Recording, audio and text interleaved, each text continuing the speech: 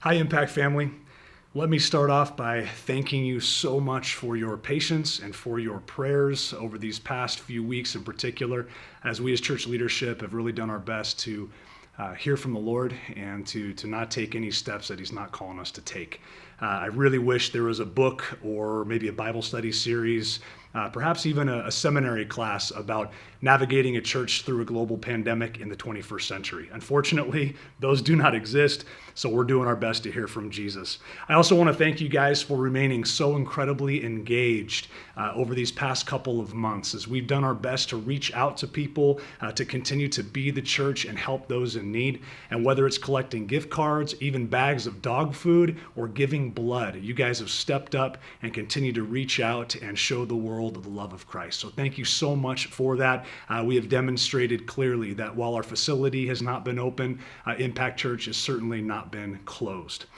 We are very aware of the presidential announcement from yesterday, and we truly believe that this was an answer to so many prayers. It's an exciting thing, and we're still continuing to see how that's going to unfold, but we have tried to maintain throughout this process a couple of priorities. Number one, continuing to bring the gospel to people and to care for them as best as we can in the name of Jesus. And number two, to honor the governing authorities God has instituted over us, just like Romans 13 and 1 Peter 2 in particular call us to do. And so we're so grateful as we've waited, as we've prayed, as we've sought. We truly believed as church leadership that God was going to stir something and that things were getting ready to have a breakthrough. And we believe that is happening right now. And so we're so thrilled and so encouraged. So what's the plan? I know that's the question everybody is asking, and that's what we wanted to speak to today. And I wanted to cut right to the chase and just let you know what our plan is. That right now we are making plans and preparations to be able to gather together in person again on Sunday, May 31st. I know that there are thousands of churches throughout California and all over the country that are planning the same. And this, as many of you know, is the anniversary of the day of Pentecost, the birth of the church. And so it's appropriate that there is a rebirth of sorts taking place on that day too. So that is our plan. It's what we are hoping to do. And we are so incredibly excited to see you guys face to face again and not just through a camera lens. But there's a few things I know that are being asked in light of that. For example, what do things look like? Are we going to be meeting the same service times? Where are we going to be meeting? At the facility or somewhere else? And I want to tell you right now, we don't really know yet. We're going to be spending this next week in particular hearing from the Lord regarding all of those things. What I want to communicate to you today is what we do know.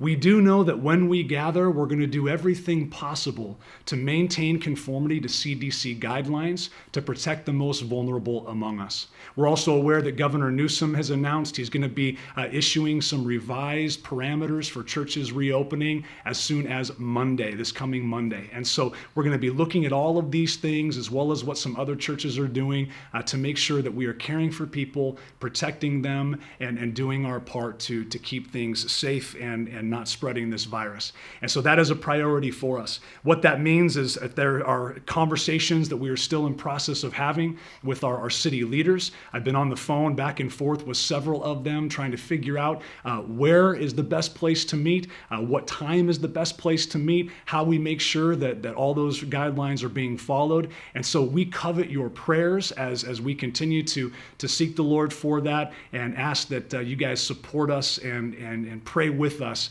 that God works out all of those logistics. This means you want to be checking your social media, you want to be checking your email accounts probably on a daily basis because anything and everything could change, and we're going to do our best to communicate over this next week in particular.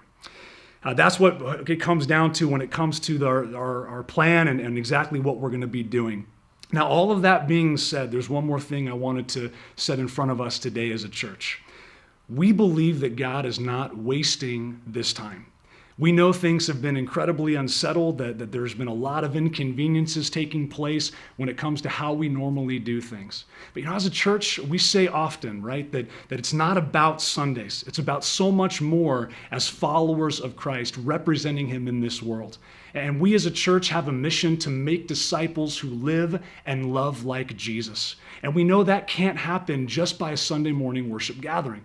So our heart and our hope is that you will join us now that that we have a plan as to when we're going to gather again, our question now as we seek the Lord is, Lord, how do you want things to look when we reopen? What is it you want to change? What is it you want to do? What emphasis do we need to make on community and individual discipleship? And these are questions that are burdening our hearts right now. I know that God also wants to make change in you and in your family. And so we're calling us as a church beginning tomorrow, Sunday, May 24th, to start a week of prayer and fasting together, asking Jesus what he wants to change in our church and what he wants to change in us and in our family.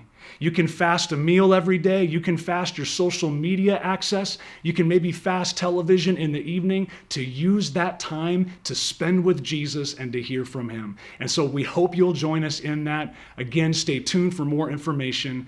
God bless you guys. We can't wait to see you.